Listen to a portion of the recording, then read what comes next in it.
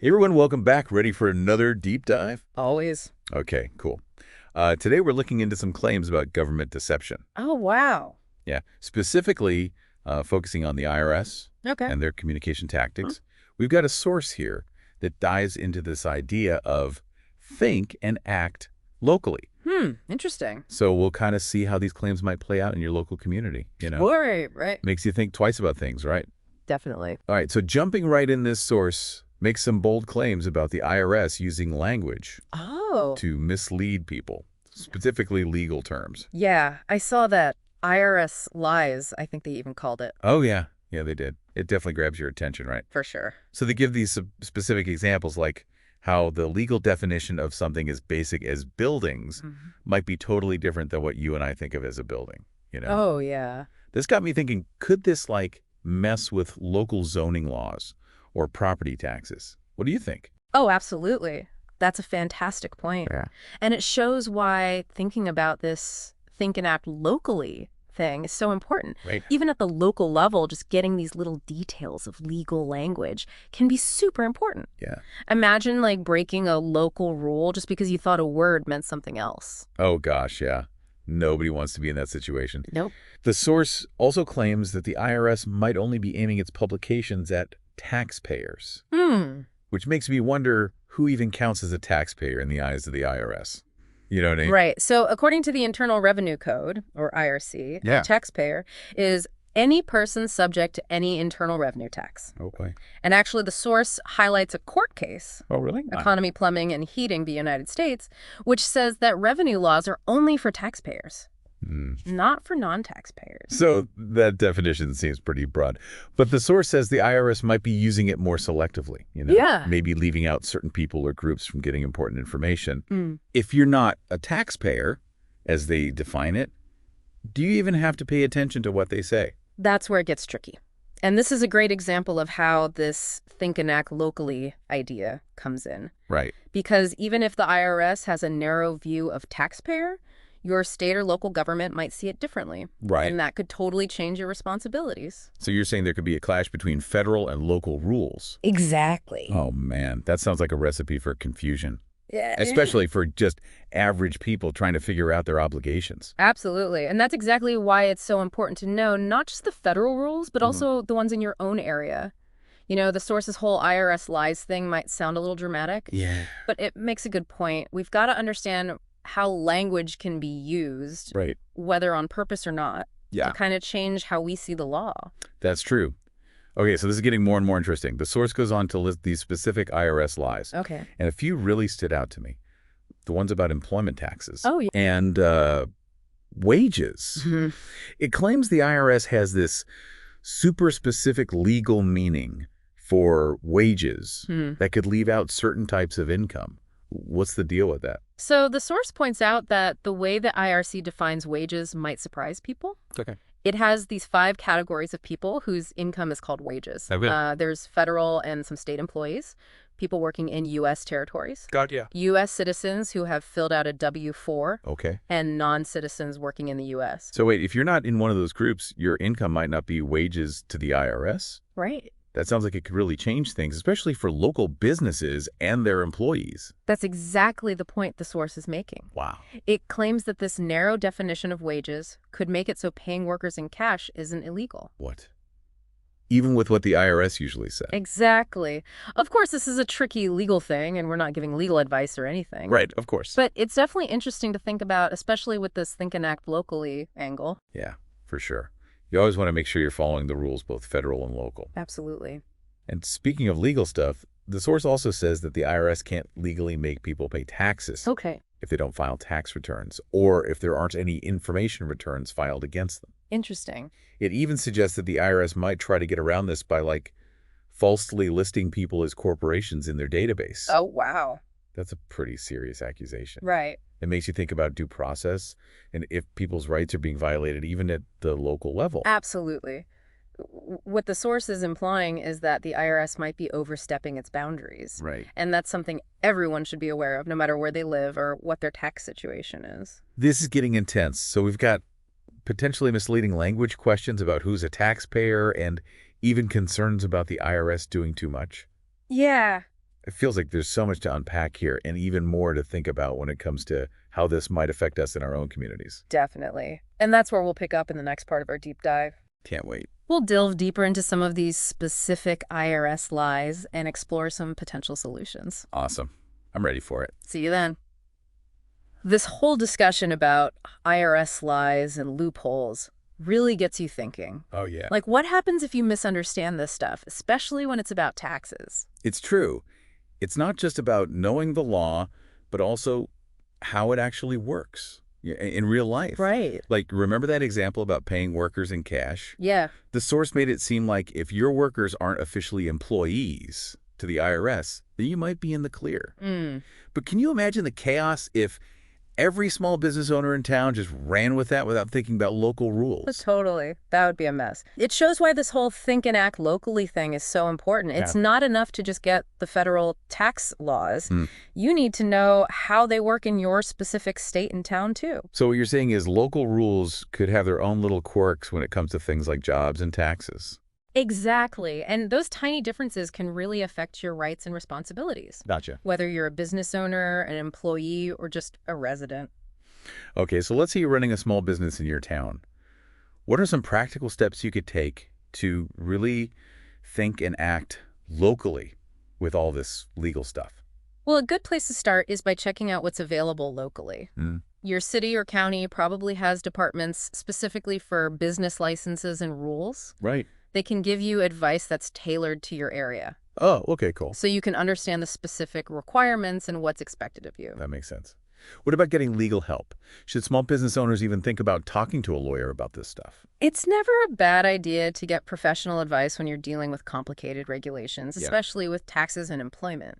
A lawyer who knows local laws inside and out can help you avoid problems and make sure you're playing by the rules, both federal and local. All right, so we've got local government resources and lawyers. Yeah. Anyone else people can turn to? Don't forget about talking to other people in your community.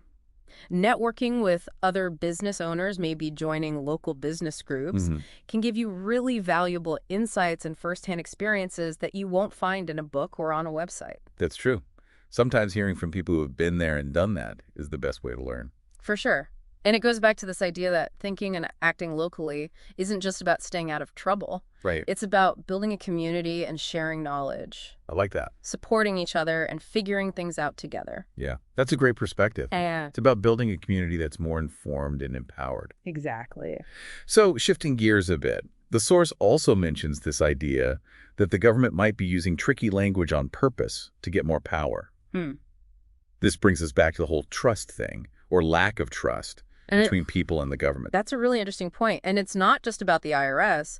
The source seems to be saying that this thing of using vague language to get what they want could be happening all over the government, even in our own towns and cities. That's a little unsettling. It makes you wonder, how can we even tell what's real and what's a trick, especially when it comes to legal jargon?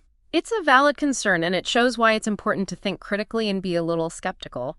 We can't just believe everything we hear, even if it comes from an official source. We need to do our own research, ask questions, and get different perspectives. It's like that saying, trust but verify. Exactly. Okay, so the source also talks about trusts, claiming that the IRS doesn't have any power over trusts that aren't considered taxpayers. Right. This seems to go back to our earlier chat about who the IRS actually sees as a taxpayer. Absolutely. Remember, the source really leans on that specific definition of taxpayer from the Internal Revenue Code. Yeah. So basically it's saying if a trust doesn't fit the criteria for owing taxes, the IRS can't touch it. But how do you even figure out if a trust is a taxpayer or not? That seems super complicated. It definitely can be. Trusts are tricky legal things, and whether they have to pay taxes depends on a bunch of factors. Like what? Like how they're set up and how they make money. So what's the think and act locally takeaway here? Should people be worried about the IRS coming after their trusts? I wouldn't freak out just because of what this source says. Okay. It's just one interpretation of the law, and there are always other ways to look at it. Right. If you're worried about taxes and trusts, the best thing to do is talk to a legal or financial expert who really understands trust law, both at the federal and local levels. But once again, it comes down to getting expert advice and doing your homework. Exactly. And when it comes to trusts that homework should include more than just federal tax law, You also need to look into the specific rules about trusts in your state because they can be really different. Right, like something could be totally legal in one state, but not in another. Exactly. Yeah. So in this case, thinking and acting locally means understanding how federal and state laws work together Right. and how they apply to your specific situation. Wow, this is getting pretty deep. Yeah. I'm starting to see how these legal concepts can actually affect people's lives. That's the interesting part. Once you start digging a little deeper, you realize that the law isn't just a bunch of rules. Yeah. It's like a framework for how we interact with each other and with the government. Mm. And that framework works at all levels, from the federal government down to your local town. That's a good way to put it. It's like a big puzzle. Mm. And knowing how all the pieces fit together is super important. Exactly. But before we get lost in all the legal stuff, let's go back to the source for a sec. Okay. The author also talks about how the government might be using misleading language on purpose to expand its authority. Right. This reminds me of our chat about trust, or the lack of trust in the government. You're right. It's a big claim that goes beyond just the IRS. Yeah. It's like they're saying the government might be hiding its true intentions by using language to manipulate people. That's a serious accusation. Yeah. And it makes you think if the IRS is doing it, could other agencies be using similar tricks even at the local level? It's something to think about, and it shows why we need to be careful and pay attention when we deal with any government agency, no matter how big or small. Right. It's about realizing that language can be used as a tool even at the local level. I agree.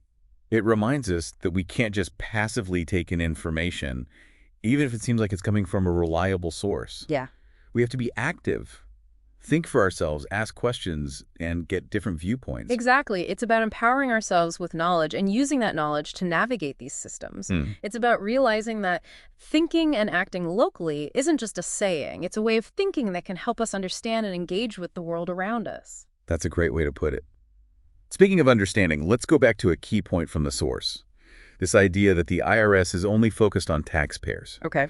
If that's true, how can people even be sure they fit into that category, especially when the definition seems so vague? That's the big question, isn't it? And unfortunately, there's no easy answer. The source gives us some hints pointing to certain types of people that the IRC specifically calls employees. Right. But even those definitions can be complicated and open to interpretation. So what's the best thing to do if you're not sure about your status? Should you try to read through the Internal Revenue Code and figure out the legal mumbo-jumbo yourself?